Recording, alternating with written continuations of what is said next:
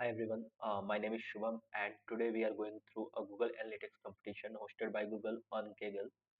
So here we'll be using Gemini long contest to analyze 5 years of financial data and derive portfolio out of it for our complete financial decision making. So let's go through our data sets.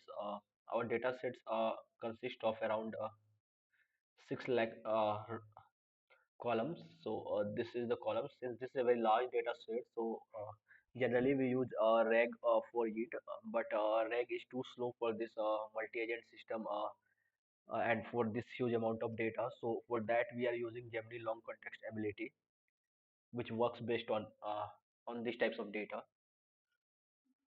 So let's go through our notebook where we have performed imported our libraries. So we can see we have imported some libraries like warnings for exception handling, pandas, and NumPy for our data listing, and NumPy for computational purpose.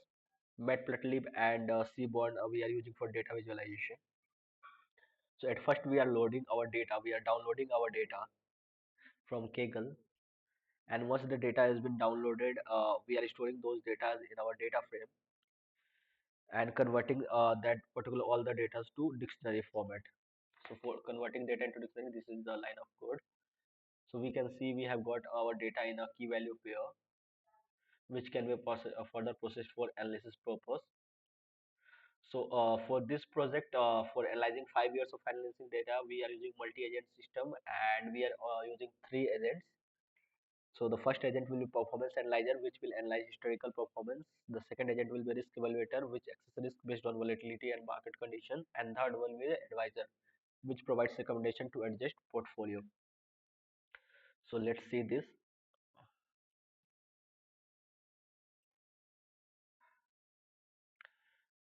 So here we are loading all the dependencies like Creve AI and other dependencies which we needed for our project. So once those dependencies has been loaded, we are importing those data into our Creve AI, and we are segregating them in the form of agent, task, and queue. So agent is basically the number of different agents which we are using. In our case, we are using three agents, and there will be tasks assigned to each agent, and as a whole, it is called as queue. So here we are using Gemini large language model, which is basically a Gemini 1.5 plus 8 billion parameter. So it can take up to 2 lakhs token at a time. So this is why we are declaring a variable named as LLM M1, and we are tuning all the parameters in our for our Gemini model. So our first agent, which we have been describing, is a performance analyzer agent, and we will be defining its role, goal, and the backstory. Verbose is basically to show the outputs. Memory is for so that our agents should have a memory, and allow delegation helps us to basically communicate between different agents. So we are assigning our LLM M1 model, which we are using Chat Google Generative AI with our parameters tuning and assigning it to LLM M. The similarly will be defining advisor agent. It will be having a role, goal, and a backstory.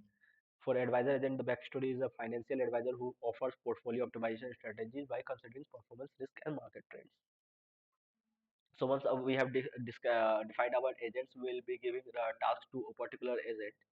So for task, we will be giving description, expected output. What should be the expected output? So our expected output for our performance analyzer task is to insightful analysis of past performance over stocks and bonds. And the agent which we have tagged for this is our performance analyzer agent. Similarly, for risk evaluator task, we have assigned risk evaluator agent, and for advisor task, we have assigned advisor agent. Once this is done, we will be setting up our queue with agent task, and we will set verbose to true. So with that, we can check the output. The data we'll be using is from our dictionary, which we have defined above. So in order to run our queue, we need to use this kickoff function. So we are using room crew dot kickoff so that we can run our multiple agents, and they can communicate between each other based on their task and give us information. So on the first run, we can see it's basically Let me go a bit down.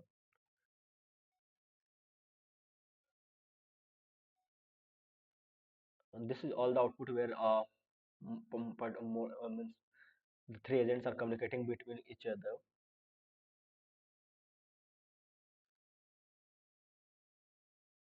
Okay.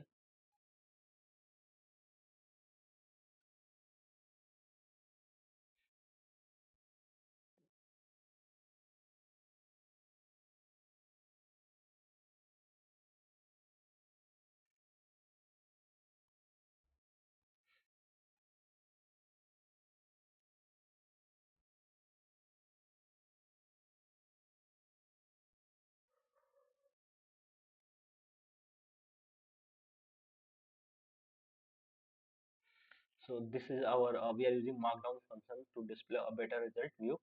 So our open our portfolio analysis, the current allocation 60% is for S&P, 500 and 20% is for Nasdaq. So this is our this is a tabular form where our reports look like. In this particular evaluation, we can't see any particular information related to any of those companies, but we are seeing a combined overview as defined by S&P, Nasdaq, and 10-year Treasury bonds. So, as per S&P, we can see the current allocation 60%, recommended is 50%. So there is reduced allocation to mitigate risk during potential market correction. For Nasdaq, it was current allocation was 20% and the recommended is 25%. So there is a slight increase allocation to capture potential growth with the increased risk.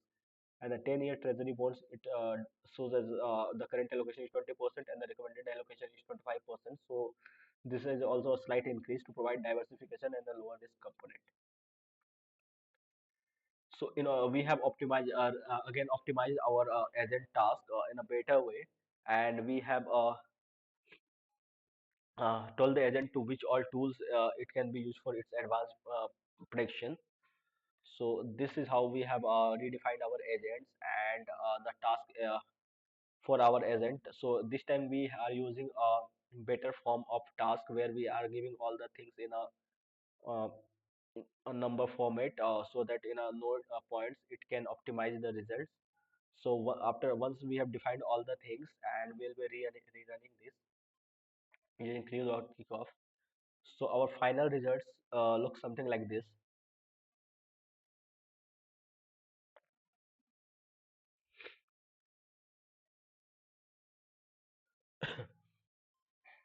So yeah, so this is how our final results look like.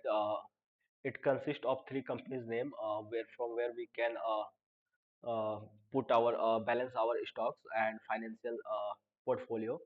So the first one is AAPL, MSFT, and the third one is GOAG. So let's see what all factors it consists of. The first factor is volatility, the second is correlation, and third is sentiment and risk. So if you are seeing a volatility, the AAPL exhibits higher intraday volatility compared to Microsoft and Google.